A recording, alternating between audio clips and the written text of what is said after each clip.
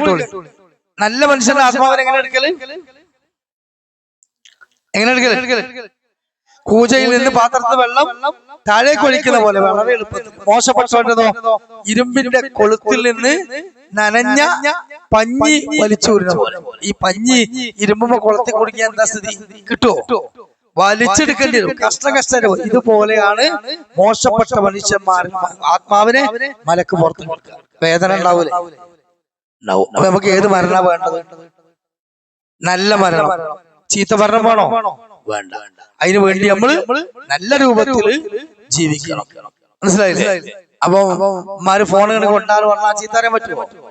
കണ്ണു തുറപ്പിച്ചാൻ പറ്റുമോ? പറഞ്ഞ പണി എടുക്കാതെ വെക്കാൻ പറ്റുമോ? ഇല്ല. അപ്പൊ മാതാപിതാക്കൾ അനുസരിച്ച് ബഹുമാനിച്ച് അതേപോലെ അവരോട് വിളിച്ചാതെ ചീത്ത അറിയാതെ അധ്യാപകരോട് നല്ല രൂപത്തിലായി മുന്നോട്ട് പോവുക. ഇൻഷാ അല്ലാഹ് നമുക്ക് ഇത് കഴിഞ്ഞിട്ട് ബാക്കിയുള്ള ഭാഗം കൂടെ പറയാണ്ട്. എല്ലാവരും ഒന്ന് പോയി ചായ അടിച്ചിട്ട് വരും.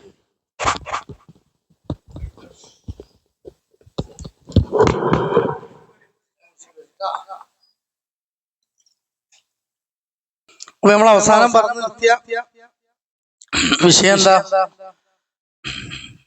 പഴംപൊരിയും ചായയും കുടിച്ചപ്പോ മറന്നാവും. ഓർമ്മശക്തി നോക്കട്ടെ.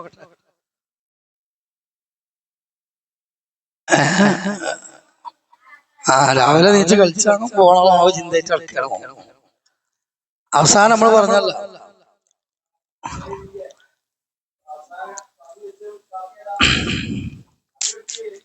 രുചി എന്താ പറഞ്ഞേ?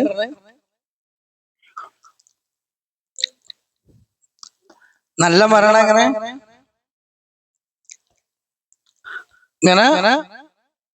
മോശപ്പെട്ട മരണോ?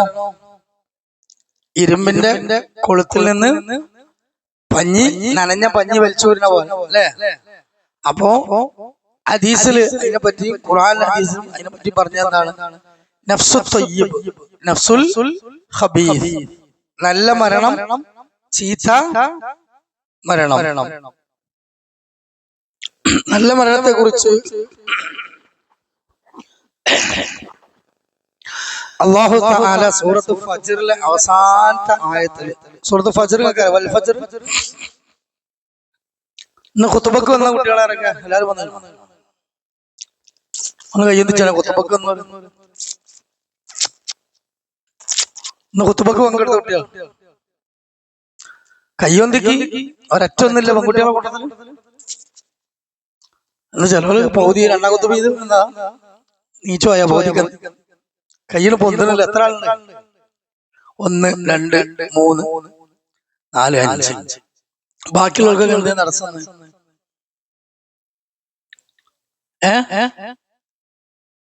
വീട്ടിലല്ലേ എത്തിപ്പെടാൻ പറ്റില്ല എല്ലാവർക്കും.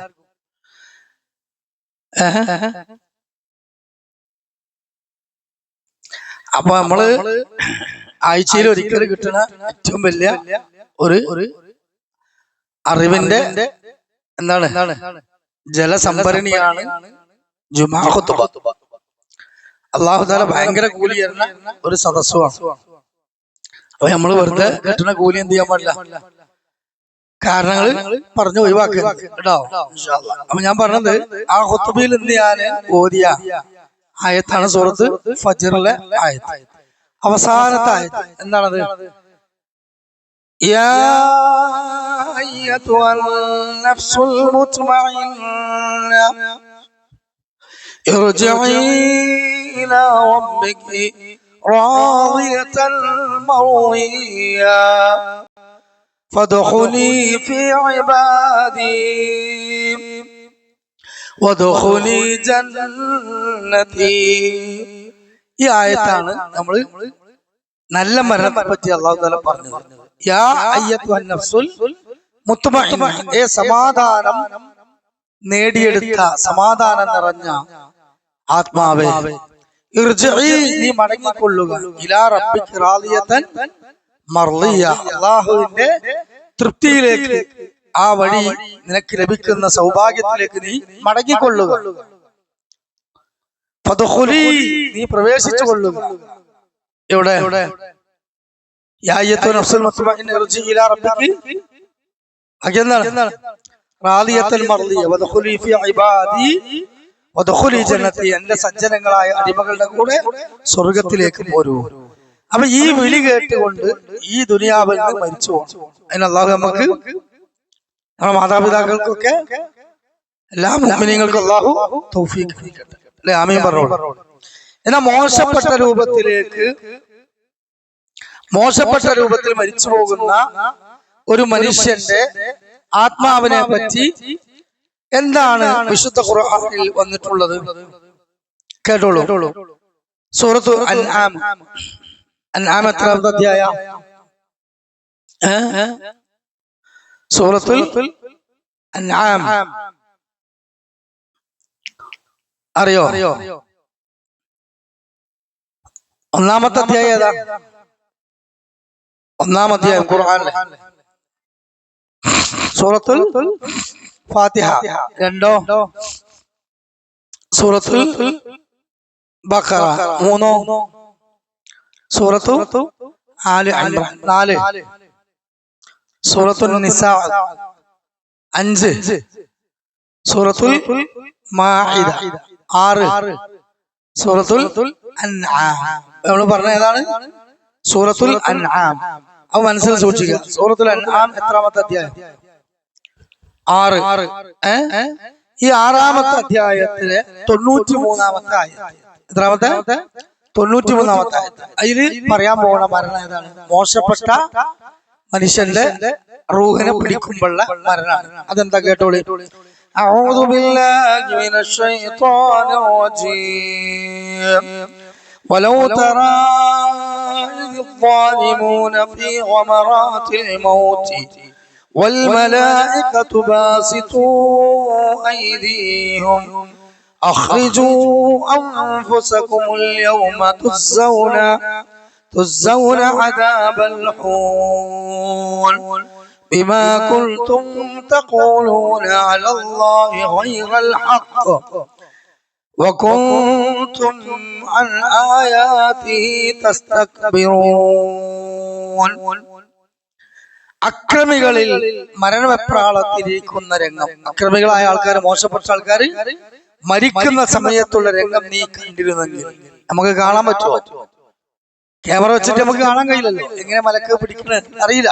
പക്ഷെ ഖുർആൻ പറയുന്ന കണ്ടിരുന്നെങ്കിൽ അവർ നിങ്ങളുടെ ആത്മാവിനെ പുറത്തേക്ക് എടുക്കുവാൻ വേണ്ടി മലക്കൾ അവരുടെ നേരെ അവരുടെ കൈകൾ നീട്ടി ചൊല്ലുകയും എന്നിട്ട് അല്ലാഹു സുബ്ഹാനഹു വ തആലയുടെ പേരിൽ കള്ളം പറയുകയും അഹങ്കരിക്കുകയും ചെയ്ത ആ ജീവിതം നയിച്ചത് കൊണ്ട് നിങ്ങൾ അല്ലാഹുവിന്റെ ശിക്ഷയിലേക്ക് പോരൂ എന്ന് പറഞ്ഞുകൊണ്ട് എന്ത് ചെയ്യും?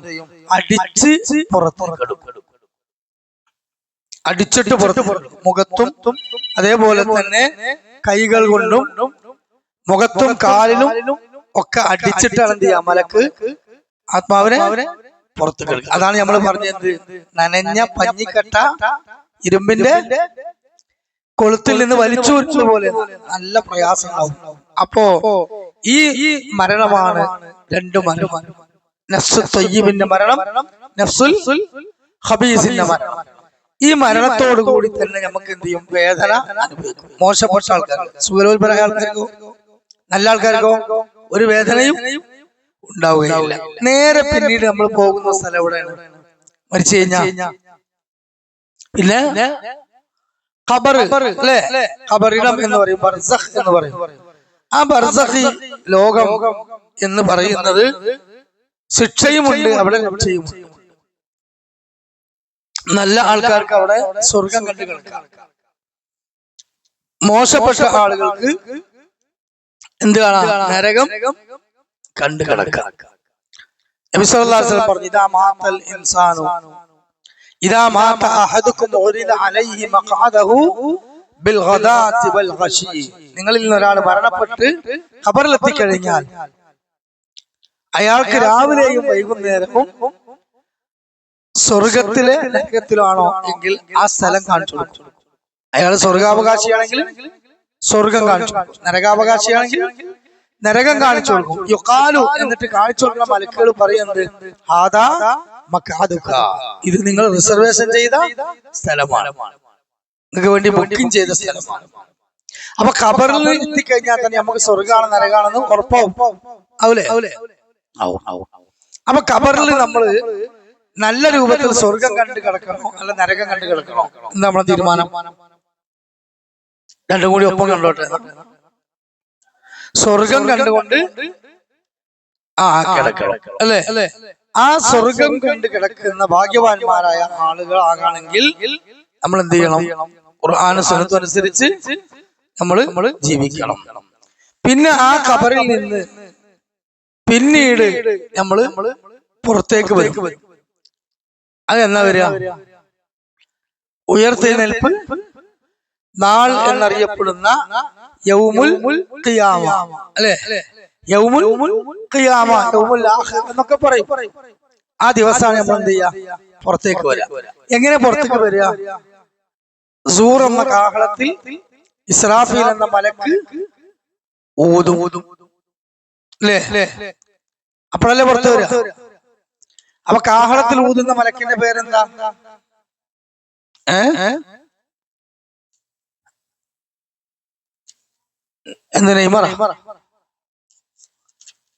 മലക്ക് എന്താണ്? ഇസ്രാഫീൽ അലൈഹിസ്സലാം അല്ലേ? റൂഹ് പിടിക്കുന്ന മലക്കിന്റെ പേരെന്താ? മലക്കുൽ മൗത്ത് അലൈഹിസ്സലാം. അപ്പോ ഈ ഖബറിൽ നിന്ന് നമ്മള് പുറത്തേക്ക് വരും. അപ്പൊ നമ്മൾ ആദ്യം എവിടെയിരുന്നു? അല്ല, ആദ്യം എവിടെയായിരുന്നു? നമ്മള് ജനിക്കുന്നതിന് മുമ്പ് നമ്മൾ എവിടെയായിരുന്നു? ജനിക്കുന്നതിന് മുമ്പ് അതിന്റെ മുമ്പ് നമ്മൾ എവിടെയായിരുന്നു? ശൂന്യത. നമുക്കറിയില്ല. എവിടെയെങ്കിലും അറിയും? ഇല്ല. എനിക്ക് എത്ര വയസ്സായി? 17. 20 കൊല്ലം മുമ്പ് എവിടെയായിരുന്നു? ഓൾക്ക് പറയാൻ കഴിയില്ല. പറയാൻ കഴിയോ? ഇല്ല. എനിക്ക് എത്ര വയസ്സായി? 10. 15 കൊല്ലം മുമ്പ് എവിടെയായിരുന്നു? അറിയില്ല.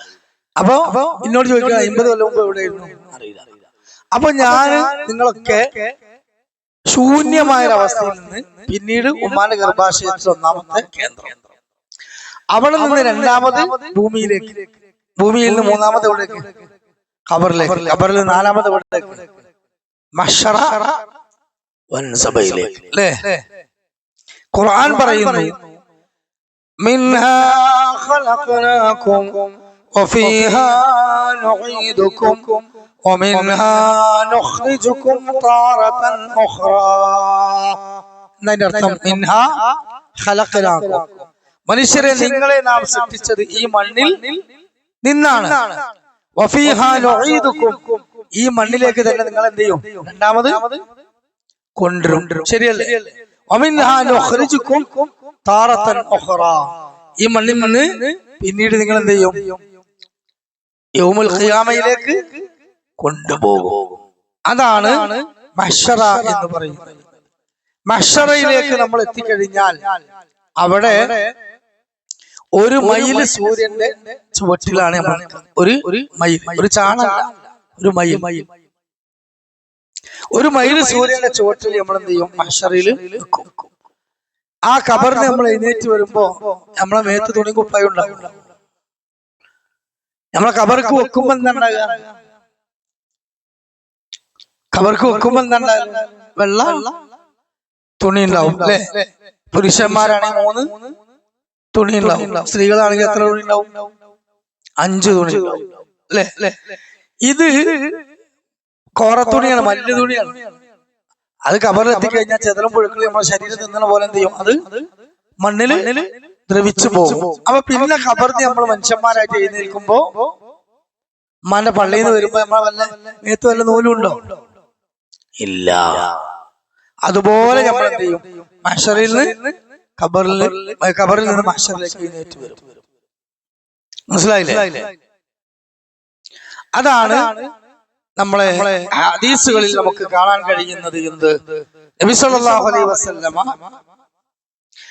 ഇത് പറഞ്ഞു. ആയിഷ റളിയല്ലാഹു അൻഹ ഇത് കേട്ടപ്പോ ചോദിക്കുന്ന ഒരു ചോദ്യം, മേത്ത് തുണിയില്ലാതെ വരുമ്പോ ആണും പെണ്ണും ഒക്കെ വരൂലേ? സ്വാഭാവികല്ലേ? ആണും പെണ്ണും തുണിയില്ലാതെ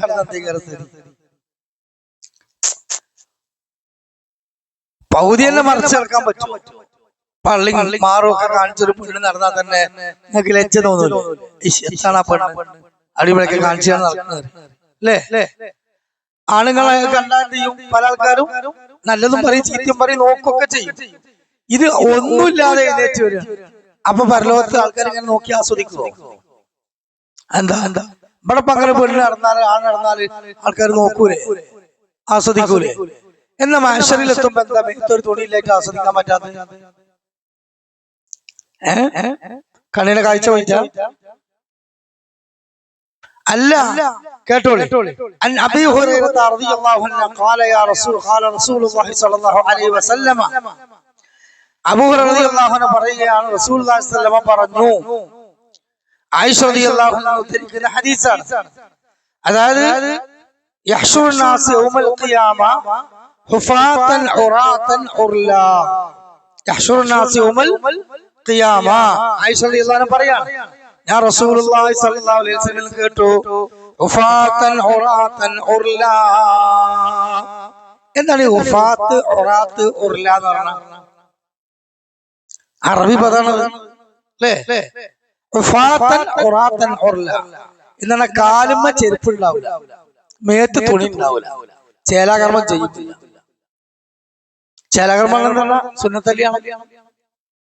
അപ്പൊ ഉമ്മാന്റെ പള്ളിയിൽ നിന്ന് നമ്മൾ ജനിച്ചു വീഴുമ്പോ എങ്ങനായിരുന്നോ അതുപോലെ മഹ്ശറിലേക്ക് നമ്മൾ വരും. ഇത് കേട്ടപ്പോ ആയിഷ റളിയല്ലാഹു അൻഹ അത്ഭുതപ്പെട്ടുകൊണ്ട് ഖുൽതു യാ റസൂലല്ലാഹ്, നബിയേ, അന്നിസാഉ വറിജാലു ജമീഅൻ യൻദുറു ബഅദുഹും ഇലാ ബഅദിൻ.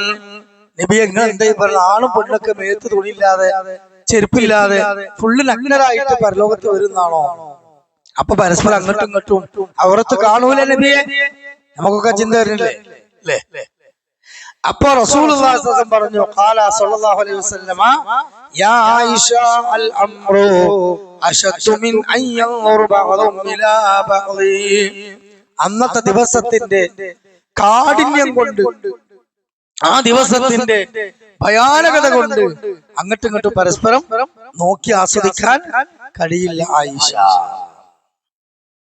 ഇപ്പൊ ഇവിടെ തന്നെ ഒരു യുദ്ധം പൊട്ടി പുറപ്പെട്ടു, ബോംബ് ഇങ്ങനെ വന്നു വീഴുക, പട്ടാളക്കാരിങ്ങനെ തുരുതിരെ വെടിവെക്കുക, കണ്ണു കണ്ടല്ലോ മുഴുവൻ ആക്രമിക്കുകയാണ്. നമ്മള് ഇവിടെ മേത്ത് തുണിണ്ടോ മറ്റുണ്ടോ നോക്കിയിട്ട് ആരെങ്കിലും അങ്ങോട്ട് ഇങ്ങോട്ട് നോക്കി ആസ്വദിക്കില്ല, കിട്ടിയ ജീവനം കൊണ്ട് എന്ത് ചെയ്യും?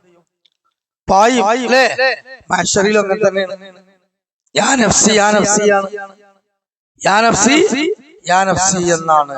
അപ്പോ ആ മഹ്ശറിൽ നമ്മൾ എഴുന്നേറ്റ് വരുമ്പോൾ അവിടെ നമ്മൾ നഗ്നരായിട്ടാണ് വരിക. നഗ്നരായി വന്നിട്ട് ഒരു മയില് സൂര്യന്റെ ചുവട്ടില്, അത് സൂര്യനാണ് കൽപ്പിച്ചോളി, ഇതിന്റെ ചുവട്ടിൽ നമ്മൾ ഇങ്ങനെ വന്ന് നിൽക്കുകയാണെങ്കിൽ എന്തൊക്കെ സ്ഥിതി? സൂര്യന്റെ ചുവട്ടിൽ നമുക്ക് നിൽക്കാൻ പറ്റും? ഇപ്പൊ നമ്മൾ സൂര്യന്റെ ചുവട്ടിൽ നിൽക്കുന്നുണ്ട്. എത്ര ലക്ഷം കിലോമീറ്റർ സൂര്യൻ നമ്മളിൽ നിന്ന് ഉയർന്നു നിൽക്കുന്നത്? 8 ചില്ലാനം ലക്ഷം കിലോമീറ്റർ ആണ് സൂര്യൻ ഉയർന്നത്. 8 ചില്ലാനം ലക്ഷം കിലോമീറ്റർ. 1 കിലോമീറ്റർ അല്ല, 1000 മീറ്റർ ആണ് അല്ലേ? 8 ചില്ലാനം ലക്ഷം കിലോമീറ്റർ എത്രയായി? എത്രയോ ദൂരെയാണ്. എന്നിട്ട് നമുക്ക് ഉച്ച നേരത്ത് നമ്മള് ഒന്ന് കുപ്പായിടാതെ നിൽക്കാൻ പറ്റും? ഷർട്ടിട്ടാണ് നമുക്ക് അവിടെ നടക്കാൻ പറ്റും?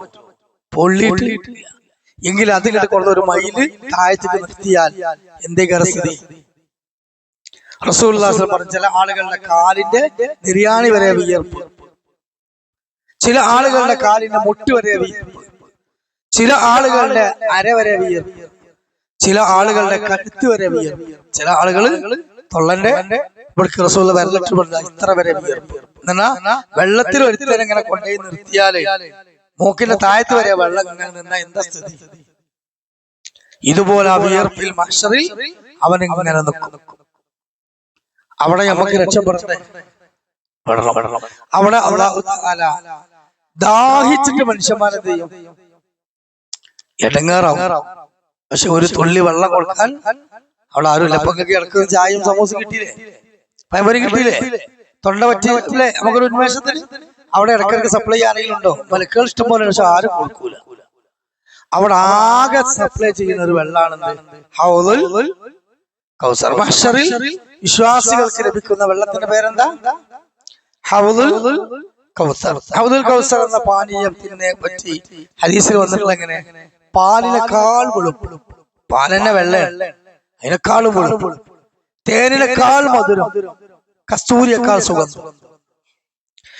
ഇത് സ്വർണത്തിന്റെ മുത്തുക്കൾ കൊണ്ട് തുരന്നുണ്ടാക്കിയ സ്വർണ്ണക്കപ്പ്, സ്വർണത്തിന്റെ മുത്തുകൾ സ്വർഗത്തിൽ അതുകൊണ്ട് തുരന്നുണ്ടാക്കിയ അടിപൊളി കപ്പ്. ആ കപ്പിലാണ് ഈ ഹൗദുൽ കൗസർ ഒഴിച്ചിട്ട് റസൂലുള്ളാഹി സ്വല്ലല്ലാഹു അലൈഹി വസല്ലം വിതരണം ചെയ്യാം. അത് കുടിക്കാൻ നമുക്ക് ചെല്ലണമെങ്കിൽ നമ്മൾ ഖുർആനും ഹദീസും അനുസരിച്ച് സഹാബികൾ ജീവിച്ചതുപോലെ പരമാവധി ജീവിക്കണം. ശിർക്കുള്ളവർക്ക് കിട്ടുമോ? ബിദ്അത്തുള്ളവർക്ക് കിട്ടുമോ? ഹറാമ് ചെയ്തവർക്ക് കിട്ടുമോ? ഇല്ല. അപ്പൊ നല്ല നടപടി നടത്തിയ ആൾക്കാർക്ക് മാത്രം അത് കിട്ടും. അത് കുടിച്ചവർക്ക് എന്തില്ല, പിന്നെ മഹ്ശറിൽ ദാഹം ഉണ്ടാവില്ല, ഒറ്റ കപ്പ് കുടിച്ചാൽ മതി, ദാഹം ഉണ്ടാവില്ല. അപ്പൊ അള്ളാഹു നമുക്ക് നമ്മുടെ മാതാപിതാക്കൾക്കും മുഅ്മിനീങ്ങൾക്കൊക്കെ അത് കുടിക്കാനുള്ള ഭാഗ്യം അള്ളാഹു തരട്ടെ.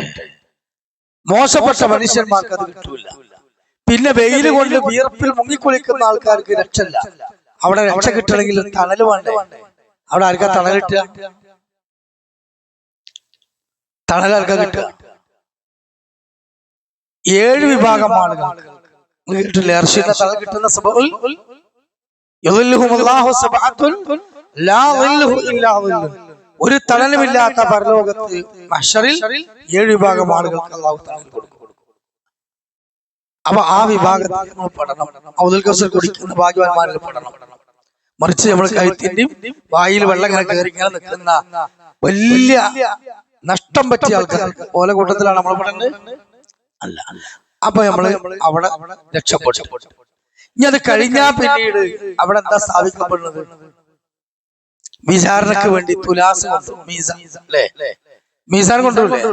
മീസാൻ സ്ഥാപിക്കപ്പെടും. അപ്പൊ ആ മീസാൻ സ്ഥാപിക്കപ്പെട്ടു കഴിഞ്ഞാൽ എന്തിനാ മീസാൻ? തുലാസ് എന്തിനാ? അളവ് നോക്കാൻ, നമ്മളെ സാധനം തൂക്കം കറക്റ്റ് ആകാനല്ലേ. 1 കിലോ പഞ്ചസാര എന്ന് പറഞ്ഞാൽ കടക്കാരന് ഓരോറിയിൽ കുറച്ച് ഇങ്ങനെ കമ്മട്ടം പാരി കൊണ്ടേക്കോളി വരും. ഇല്ല, അത് തുലാസിൽ വെക്കും. പണ്ടത്തെ കാലത്ത് തുലാസ് ഒരു കട്ടി ഇതിലുണ്ടാവും, ഒരു തട്ടുണ്ടാവും. ഇതിൽ പഞ്ചസാര വെക്കും, തുലാസിൽ 1 കിലോന്റെ കട്ടി വെക്കും അല്ലെ. ഇങ്ങനെ വന്നിട്ട് ആ സൂചി ഇങ്ങനെ നിൽക്കണ്ടേ, ഇങ്ങോട്ട് ആകാൻ പാടില്ല, ഇങ്ങോട്ട് പോകാൻ പാടില്ല. ഇന്ന് ഇലക്ട്രോണിക് തുലാസുകളാണ് അല്ലേ, ഒക്കെ ഡിജിറ്റലാണ്. നമുക്ക് വെച്ച് കഴിഞ്ഞാലും അളവ് കിട്ടും. എന്തിനാണ്? അളവാണ്. അപ്പൊ നമ്മൾ ഈ ദുനിയാവിൽ വെച്ച് ചെയ്ത കർമ്മങ്ങൾ തൂക്കി കണക്കാക്കുന്ന മീസാൻ പരലോകത്ത്. നമ്മളെ കർമ്മങ്ങൾ എഴുതുന്ന രേഖകൾ മഹ്ശറിൽ അള്ളാഹുവിന്റെ മലക്കുകൾ കൊണ്ടുവരും. അപ്പൊ ആ മലക്കൾ രേഖ കൊണ്ടുവന്ന് അള്ളാഹിന്റെ മുമ്പിൽ സമർപ്പിക്കും. അള്ളാഹു അത് വെച്ചിട്ട് വിചാരണ ചെയ്യും. വിചാരണ ചെയ്യില്ലേ? ഇപ്പൊ നിങ്ങൾ എഴുതിയ പരീക്ഷ പേപ്പർ അധ്യാപകന്മാർ നോക്കൂലേ? വല്ല പരീക്ഷന്റെ നോക്കിയിട്ട് പോലെ ശരിയും തെറ്റിട്ടിട്ട് മാർക്ക് എഴുതിയിട്ട് റിസൾട്ട് പുറത്തു വിടും അല്ലെ? പുറത്തു വിടും. അത് വാട്സപ്പിൽ വന്നില്ലേ? തോറ്റ കുട്ടികൾ ജയിച്ച കുട്ടികൾ വന്നു. ഇതേപോലെ മഹ്ശറിൽ മലക്കുകൾ എഴുതിയിട്ടുണ്ട്. ഇവിടെ ഉണ്ട് അല്ലെ? മുൻകറും നക്കീറും ഇടത് ഭാഗത്തും വലത് ഭാഗത്തും എഴുതിയിട്ടുണ്ട്. പിന്നെ ഭൂമി മുഴുവൻ റെക്കോർഡ് ചെയ്യും. ഇവിടെ CCTV ഉണ്ടെങ്കിൽ നമ്മൾ ഇരിക്കണമൊക്കെ റെക്കോർഡ് ചെയ്യൂലേ? വണ്ടി ഓടിച്ചു പോകുമ്പോ ഹെൽമെറ്റ് ഇട്ടില്ലെങ്കിൽ ബെൽറ്റ് ഇട്ടില്ലെങ്കിൽ ഫൈൻ കൊടുക്കില്ലേ? എന്താ കാരണം? ക്യാമറ ഫ്ലാഷ് ചെയ്യും. ഇന്നതുപോലെ അല്ലാഹു തആലയുടെ CCTV ഒക്കെ ഇവിടെ ഈ ഭൂമിയിൽ. നമ്മളൊരു രഹസ്യമായി തെറ്റ് ചെയ്താലും പരസ്യമായി തെറ്റ് ചെയ്താലും അല്ലാഹു കാണും അല്ലേ? അപ്പം അമ്മയും ബാപ്പയും കാണില്ല, മൊബൈലിൽ നമുക്ക് തോന്നിയ ദിവസം കാണാൻ പറ്റുമോ?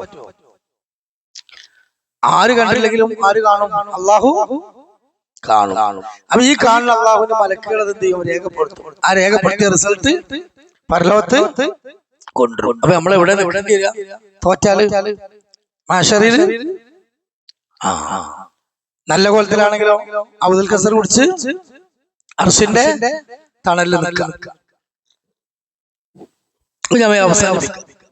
അപ്പോ അവിടെ മീസാനുണ്ട്, കർമ്മങ്ങൾ രേഖപ്പെടുത്തും. പിന്നെ ആ വിചാരണ കഴിഞ്ഞാൽ പിന്നെ നമുക്ക് പോകാനുള്ളത് കൊടുക്കാം. ഒന്നുകിൽ സ്വർഗം അല്ലെങ്കിൽ നരകം. സ്വർഗത്തിലേക്ക് പോകണമെങ്കിലും നരകത്തിലേക്ക് പോകണമെങ്കിലും എന്തുണ്ട്?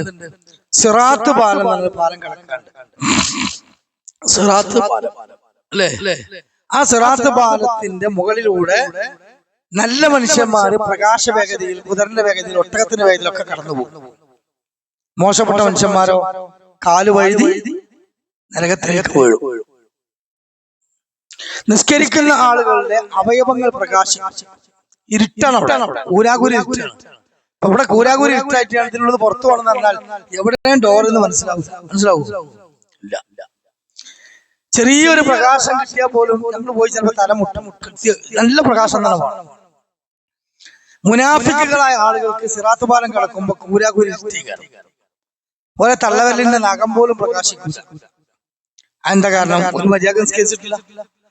അപ്പൊ നല്ലോണം മുഖം നിസ്കരിക്കുവാൻ വേണ്ടി നന്നായി കൈകൾ കഴുകിയ, മുഖം ശരിക്കും കഴുകിയ, കാലുകൾ കഴുകി 5 നിസ്കരിച്ച്, സുന്നത്ത് നിസ്കരിച്ച്, ഖുർആൻ ഓതി, നല്ല കോലത്തിലൊക്കെ ഉമ്മാനോടും ബാപ്പാനോട് പെരുമാറി നല്ല മക്കളായി നമ്മൾ ജീവിച്ചാലോ ആ പാലത്തിന്റെ മുകളിൽ 2 ഭാഗവും പ്രകാശിക്കാം. നമുക്ക് വല്ല പ്രശ്നമുണ്ടോ?